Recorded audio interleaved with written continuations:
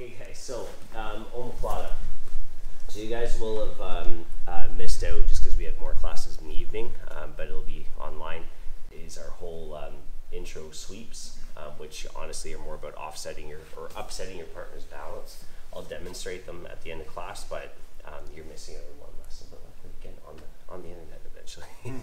So, Greg, we're gonna start from our knees here. Matt, you might want to just pop over to this side just so you can see.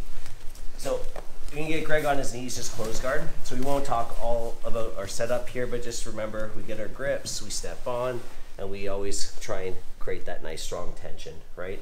The stretched out leg is the only one that we really need to be too concerned with because my other foot can feel free to launch attacks and so on. So get a little bit of momentum back and forth. So you're gonna go bare bones basics to start. I'm going to drop my foot. I'm going to kick and pull. And then as I kick and pull, I'm going to start to bend my knee and square up with him. Now, as this happens, I then bend his arm around my thigh. So think like you're putting your thigh or quad right into the armpit. And then you want to think about the sleeve is being pushed into my pocket. So I pocket the grip, and then I step over his head, butt scoot, and continue to turn towards the outside. So we should be lined up fairly perpendicular. Now I want you guys just to go for a really simple option here. Triangle your legs, hack your heels towards the floor, try not to kick your partner in the head, and then hug the hip. Now from here, I don't want to block myself with my legs, okay? And partner, you can just stay up on your knees too. So I just want you guys to feel like the aggressive, no-gi, you just got to get it done version. Support the arm so you don't lose it. Get both of your feet pointing towards the outside, so away from his head. Head forward towards the mat, but I don't want to just compress his wrist inside my gut. My hips drive, but if I just try and drive my hips, this is going to be extremely awkward. So again, I roll my weight forward, and then I bring my hips with it. So again, feet on the hips, step on, create some movement, drop, kick, and pull, pocket his grip, but I need to make sure that my leg gets behind his shoulder line. I square up and I rotate through. I keep on rotating towards the outside. Obviously, I don't need that far grip anymore. And then from this position, just kick your legs, sit up and hug his hip. But I want to make sure that with that tension, he doesn't start sliding out. I should be able to kind of keep this really tight. My gut is being used as a grip and my heel is holding onto the tricep, but I want to support too with my hand. And I get my legs pointing towards the outside and then I just muscle it. Knees to the floor. Weight forward and drive until he taps. Now, key thing with the omoplata is that sometimes you think, okay, I've stopped my attack, he's tapped, and then you let go of everything, and then you go to stand up, and then you snap your partner's shoulder, okay? Always make sure that he is free of the technique before you go any further, okay? Last time.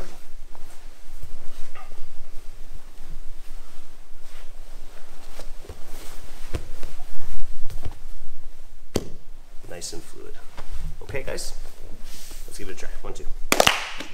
It's recording. All right, so just quickly on the finish here. So we want to put ourselves in an athletic position. If the person is flattened out, it's way easier to finish, right? If they're up on their knees, up on their hand, like you're going to be combating that height. Like your legs are up here and you're trying to rock forward. So we always want to try and flatten the person first, but sometimes we can't. So from here though, the general idea is that their wrist is tucked in at your hip here. So think knees to the floor because I'm driving off of my feet to put the weight over my knees. And then my hip is rounding in an arc all the way to the mat. So their arm is being twisted like a Kimura the whole way through. So don't just do this because my hip didn't move, right? And I can't just hip up without bringing my chest forward because you can only go so far. So start with your chest leaning, and then you roll your hip all the way to the mat to get the tap. Okay? So let's clean this up a little bit. And we're gonna go from the feet this time, okay? So more realistic setting for my partner. Again, movement back and forth, everything's the same.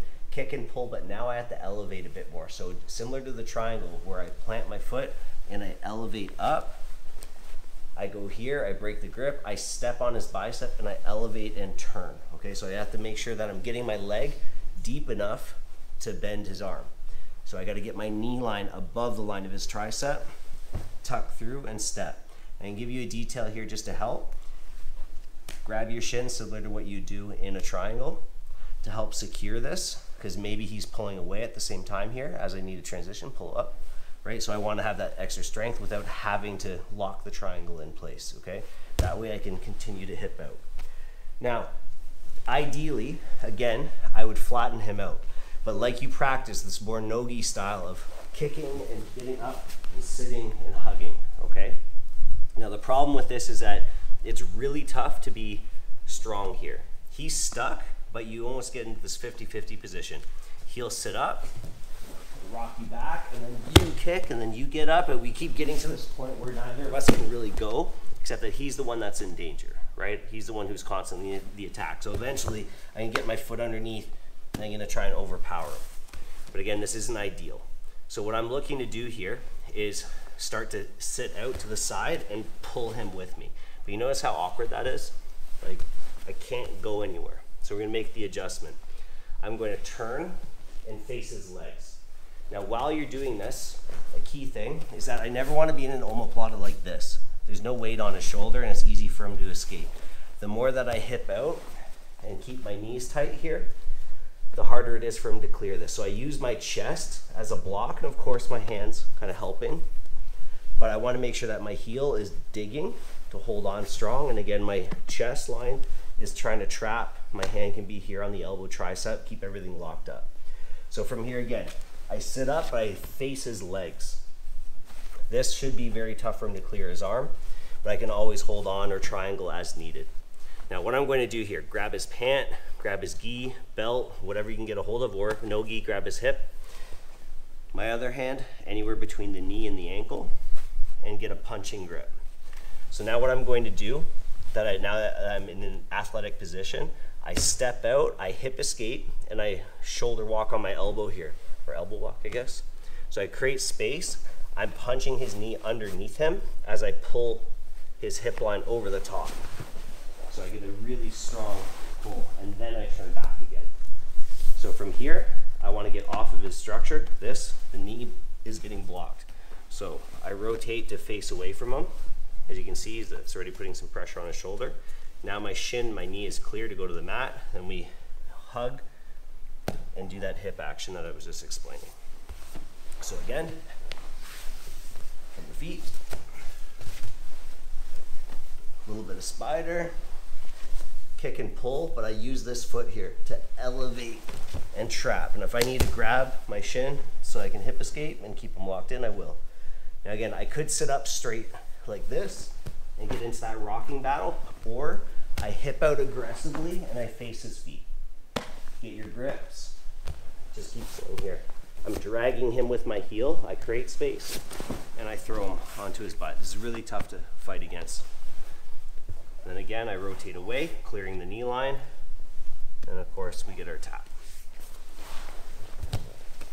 Okay, one more time, just nice and smooth.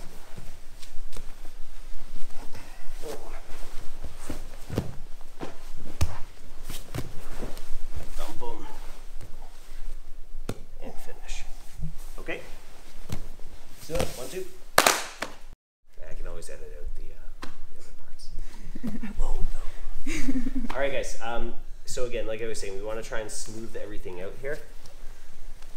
So you want to know where you're trying to get to, right? So off of your entrance here, like I don't want to get the guy's his arm, start to turn and pivot, and then start to face him, and then think about my finish, right?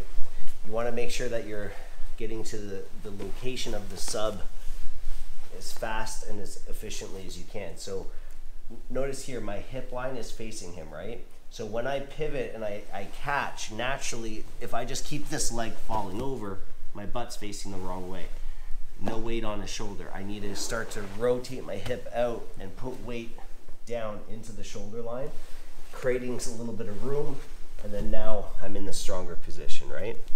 So long as you know where you're supposed to get to, if we reset, you should be able to skip a few of these steps and adjustments. So as I pull down, I'm elevating my hip, I'm rotating, And then as soon as my foot crosses the line of his head, so I have the omoplata, this foot steps out, and then I do a hip escape to be able to face him and finish my rotation at the same time. And then it's all just about how am I going to finish, okay? So again, no-gi, you sort of have to immediately fight to sit up. Okay, it's just the grips on the legs aren't there, right? Or they're not going to be as good. Now, a couple of his responses. One, again, is to rock, right? He postures up and he tries to keep me here. But again, this just starts this battle. I just hack my heels down and sit up with them, and I try to re-attack, and he sits up again. So this battle here may become prolonged until I switch to something a bit better, okay? The other thing for him to do is just to really resist by kind of putting his weight on me and squaring up slightly, right? Like, again, just making himself like, so it doesn't feel like I can rock him down, and he's not really giving me an opportunity to sit up either. So here we just go back to our triangle, right? We start getting into our triple attack. If I just re-catch his head, I'm here, he's providing too much resistance, I can't get anything going. So if he wants to be stationary, then I'll just attack something that works better against a stationary target, which is the triangle, okay? Or let's say I got to this seated position and he feels me trying to dump him, so he puts his knees really wide, right? It's gonna be really hard to tip him over from here. But what I may be able to switch to is now pushing the knee away, and instead of scooting on that lateral movement to flop him over the line of his knee, I'm going to straighten. So I'm going to push towards his head and just keep that resistance there before I can eventually get him. So there's a couple things that you can start to think about and just being aware and dealing with the resistance. Now the last thing is the roll, okay? The whole reason why I have to be a bit fast here off of my omoplata and getting this grip, the whole reason I don't just stay here, take my time, have him trapped, is he can just front roll. Now he should put him right into an arm bar if I'm quick enough, but still I essentially lose my position. Now it's a bit of a scramble to come up. So that's why we grab the hip and try to hug as quickly as you can, especially again in no-gi. So I go for my attack, I go to here, I want to grab onto something, stop him from elevating his butt and doing a front roll. But let's say I get up here and I can't contain him and he starts to roll. Again, I could accept the fact that he's giving me a sweep. It's good, still good. But if he rolls, right, I can also stay with him and then roll again and keep him in position. We can start that chain of attack. So quite a few options that you can go for here. We can also start to turn our omoplata into an arm bar. We can use a scooping motion with our bicep to basically shoulder lock him within the omoplata if he's being really difficult about a grip. It's always a wrist lock too if you're blue belt not. So a couple things. So the last little bit of drilling here, guys, all I want you to do, try and get into your position as quickly as you can and be a little more efficient with your movement. Okay, so like that last demonstration is to, again, really use this foot here to elevate. If I hit like this, that's like popping a triangle like this. Okay, I need to get my hip up, trap his shoulder, get deep on it. And again, hip escape and turn. Swim your way to face his body so that he's more locked in, he feels the pressure more, and I'm more available to sit up. You don't want to get into your battle here like this. This is a bit of a losing battle, okay?